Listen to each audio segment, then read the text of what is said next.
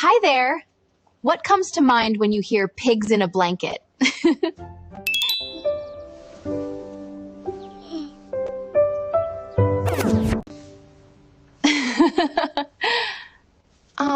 That's cute, but too literal.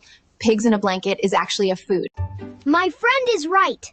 Pigs in a blanket is pork sausage or hot dogs baked in pastry. And it looks like me.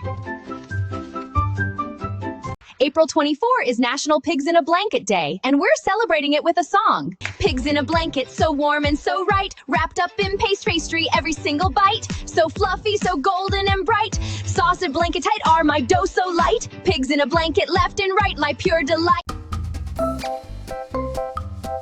National Pigs in a Blanket Day!